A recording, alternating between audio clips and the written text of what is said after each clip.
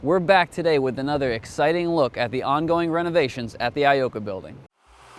Our last report in August concluded with the steelworkers having substantially completed the installation of steel girders for 3 levels of new decks that will overhang the river on the backside of the IOKA building. The decks initially served as work platforms that allowed workers to cut higher openings in the brick for new windows and doors. The work included not just cutting through the brick, but also cutting through a steel I-beam that was part of the original addition to the rear of the IOKA.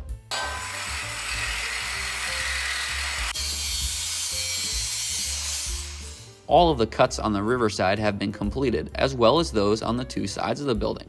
At the same time as these new openings were being cut in the building, a few existing doors and window openings that were not part of the new floor plan were being sealed off and bricked over. The footage that you're currently viewing shows progress that has been made since the project was initiated back in 2020.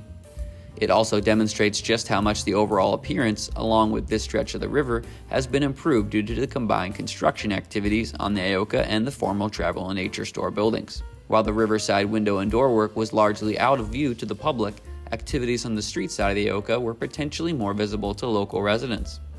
During the months of October and November, the installation of new underground utility lines was substantially completed. The IOKA and the former Travel and Nature Store both required replacement lines for sewer, stormwater, drinking water, fire suppression water, natural gas, and electrical lines. The gas line installations had to be completed separately from the sewer and water line installations for safety reasons. The work was completed over the course of several evenings and required that sections of Water Street between the Great Bridge and String Bridge remain closed to vehicular traffic. In late November, the work to connect the new underground electrical service to IOKA buildings was complete. This task was done during daylight hours, and Water Street remained open to two-way vehicular traffic during installation. The installation of underground electric service lines to 45 Water Street should be the last excavation needed to the street. While the road work was underway on the street side of the building, crews were performing masonry repairs necessary to correct damage caused by the growth of a 6-foot-tall tree that had taken sprout on the upper level of the building during the 12 years the building sat vacant and was overtaken by mold. This was a crucial repair that needed to be completed before work could commence on the installation of the IOKA's new roof. Work to install the new roof is scheduled to start once the masonry work is completed, provided Mother Nature cooperates. Immediately after the masons completed the brickwork to repair the tree damage, they erected scaffolding on the sidewalk in front of the IOKA.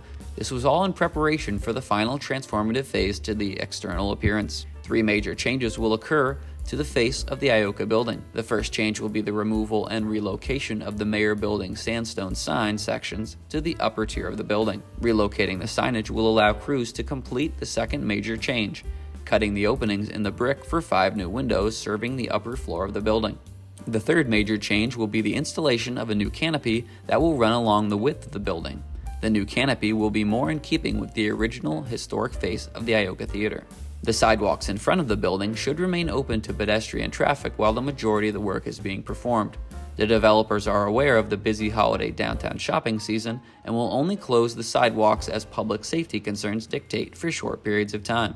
We've been focusing a lot about what's going on the exterior of the building, but now let's take a look at what's going on inside. Since August, a small army of carpenters, electricians, plumbers, heating and air conditioning technicians, and masons have been hard at work making as much headway on the inside of the building as crews have made on the outside. A new concrete subfloor was completed on the river level of the building, allowing electricians and plumbers to run miles of electric wires and pipes throughout the building. Heating and ductwork was also underway, with adding light fixtures, base plates, and a new fire sprinkler system and water mains for hoses on all levels of the building. Completing these tasks will allow crews to enter the next phase of construction that will include the installation of sheetrock work. We hope that you have enjoyed this inside look at the ongoing renovations and would like to thank the developers for granting us access to the project and showing us just how much time and investment is going into restoring a building with such importance to the town, ensuring that this landmark will be enjoyed for many more decades to come. As we focus on what was being planned for the building, we wanted to give another update, this time on the theater's historic marquee. When the marquee was removed, its future was unknown. In 2021, the sign was donated to the American Sign Museum in Cincinnati, Ohio, where it is currently awaiting restoration. The IOKA marquee is expected to play an important role in the newly expanded wing of the museum, so be sure to continue to follow Exeter TV for this inspiring story. Exeter TV will be back with another update on the IOKA construction activities next spring as the project works towards its expected completion date of late summer to early fall of 2024. If you haven't already watched our first IOKA update with more information on the scope of the project and a history of the building, you can check it out right here.